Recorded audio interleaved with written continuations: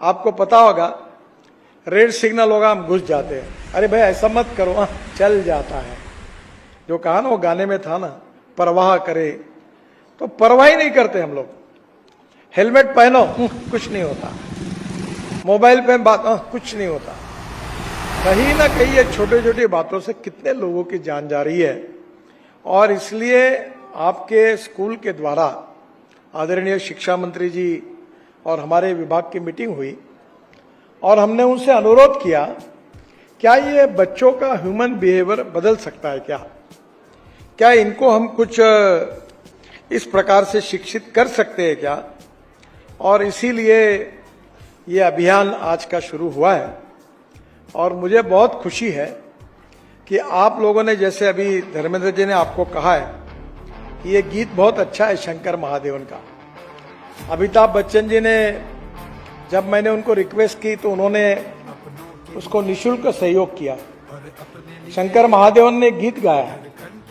अभी मुझे सब लोग, सचिन तेंदुलकर, सुनील गावस्कर से लेकर जितने लोगों को मैं मिलता हूं, सब कहेंगे कि हम इस अभियान में फ्री ऑफ चार्ज आपके साथ काम करेंगे। और मैं धर्मेंद्र जी को मैंने कहा कि इसकी एक प्रतिज्ञा है कि हर बड़े शहर में 1-1 लाख लड़के लेके थोड़ा इसके अनुरूप कुछ कार्यक्रम करेंगे। अभी मुंबई में मैं गया था तो कौन वो 2 बच्चे हैं सोशल मीडिया पर, क्या नाम है, आयु पीयू, तो आप जानते हैं ना उनको। तो मैं जब आयु पीयू आए, कार्यक्रम हुआ, और जब मैं मेरे घर पर आया तो मेरे नाती जो है वो एकदम चिल्लाने लगे कि आप आयु पीयू के साथ थे। तो मतलब कौन आयु पीयू? तो बोले उनके साथ आपका फोटो है।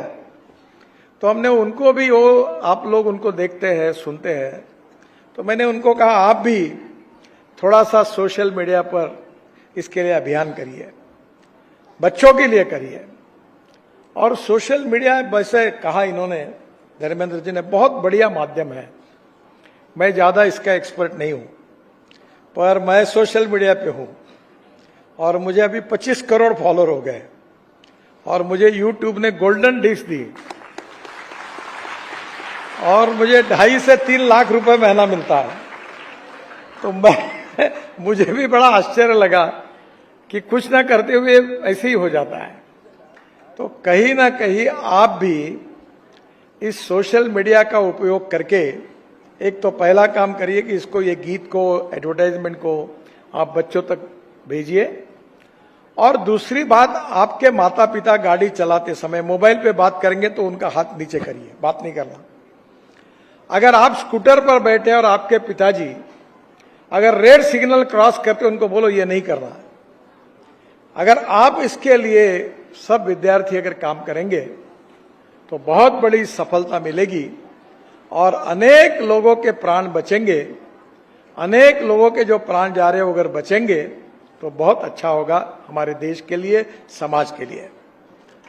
और मैं आपको इतना ही कहना चाहता हूं, एक बार इतना ही याद रखिए कि जिस घर का एक ही लड़का, इंजीनियर, डॉक्टर, लड़की और लड़का, इनका अगर एक्सीडेंट में डेथ हो जाता है तो उस परिवार की क्या हालत होगी, जरा सोचिए।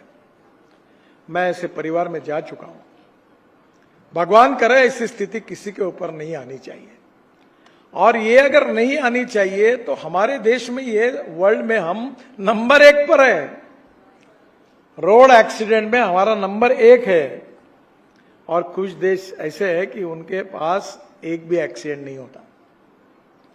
क्या हमारे देश में इतने लोगों की मृत्यु हो रही, उसको हमने रोकना नहीं चाहिए? क्या ऐसे लोगों पर जो फुटपाथ पर चलते हैं उनकी रक्षा नहीं करनी चाहिए? और एक अच्छी बात मैंने आदरणीय शिक्षा मंत्री जी से अनुरोध की, अब मैं उसको निगेटिव मत लीजिए।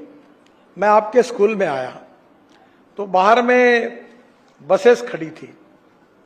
ये किसी का दोष नहीं है, पर हमने कभी ये सोचा ही नहीं कि स्कूल के सामने एंट्री और एग्जिट को डिजाइन करना पड़ेगा, फुट ओवर ब्रिज बनाना पड़ेगा।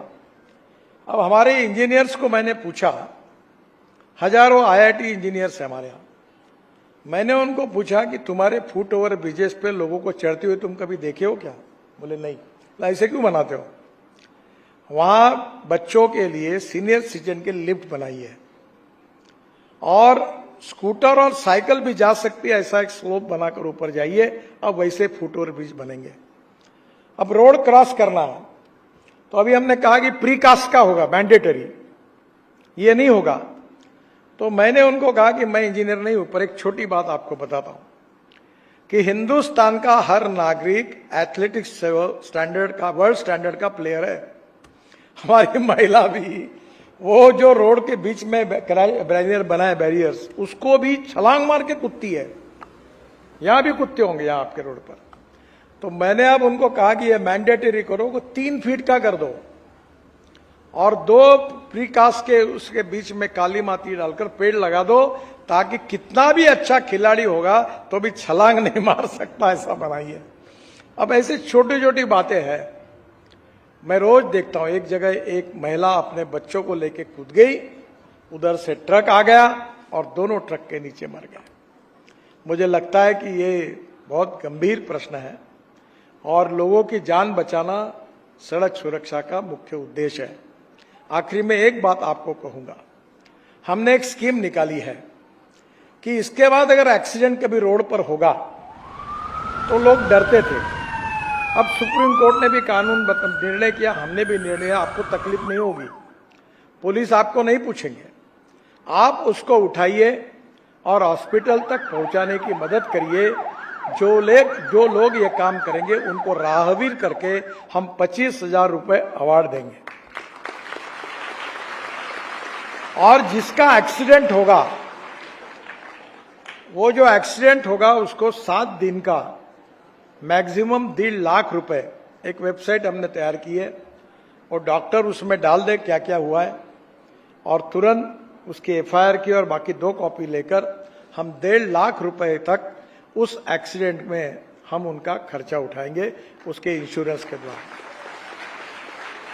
एक ये भी बात आगे आई है कि एक्सीडेंट होने के बाद अगर हम तुरंत उसको अस्पताल पहुंचाते हैं तो 50,000 लोगों की हम जान बचा सकते हैं, ऐसा रिपोर्ट आया है। मैं उसके लिए भी आपका सहयोग चाहता हूं।